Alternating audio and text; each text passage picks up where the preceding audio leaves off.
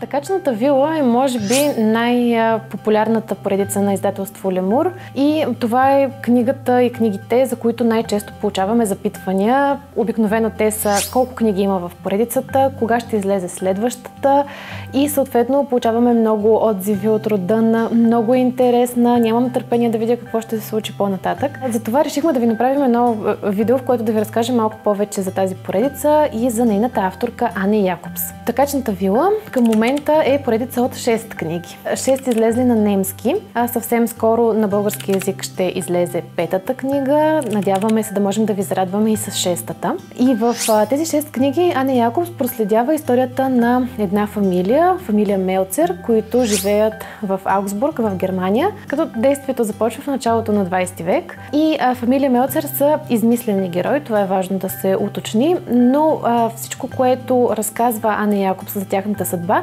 се развива на фона на реални исторически събития.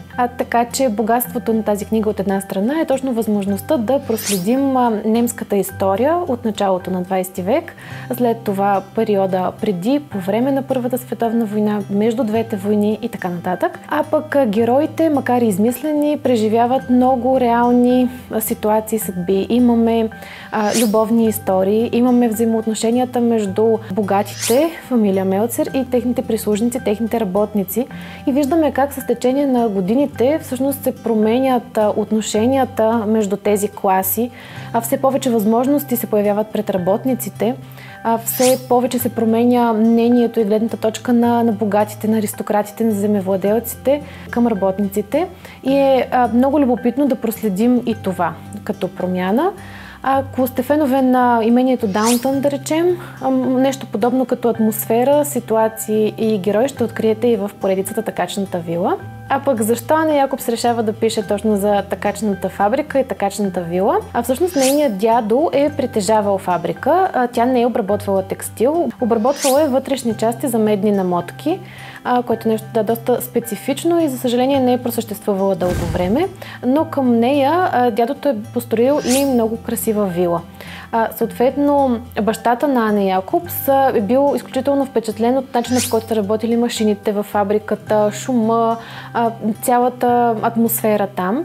И дълго време след това е разказвал на своята дъщеря за въпросната фабрика, което оставил ярък спомен в Ане.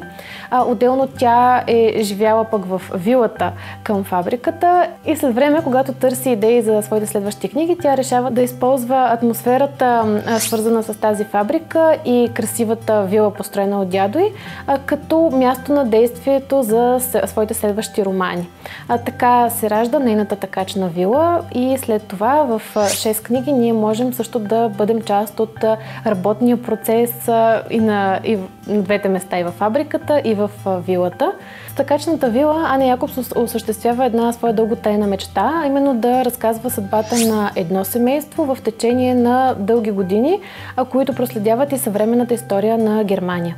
Смятаме, че се е справила доста добре, защото книгите наистина са много увлекателни, но интересно е, че всъщност тя започва да пише доста късно. Първо завършва съвсем друго образование, работила е на много различни места, включително и в книжарница. И един ден самата тя казва, че явно генът и наследството от баща й надделяват и тя започва да пише. Първо стихове, след това разкази и накрая романи. Тук е интересно да споменем, че баща й всъщност е бил автор на пиеси, сценарист. Определено си личи, че има талант на разказвач в гените на Ане Якобс, защото тя вече е автор на няколко поредици, исторически и романтични, които обаче издава под друг псевдоним. Към момента Ане Якобс има издадени 30 романа, работи с литературна агенция и всъщност казва, че писането си е целодневна професия за нея. Тя пише от 6 до 8 часа на ден и си дава кратка почивка между романите. Това е нейната отпуска. Тя казва, че писането е работа, която й дава много свобода, но изисква много самодисциплина. И пътят до тук е бил изключително труден и трънлив, но не се е отказала и това е нейното послание към всеки, който желае да пише, че трябва да продължава напред и че всеки ръкопис, дори онези писани за чекмеджето, само за нас си, са наистина важни, защото те отвеждат една крачка напред.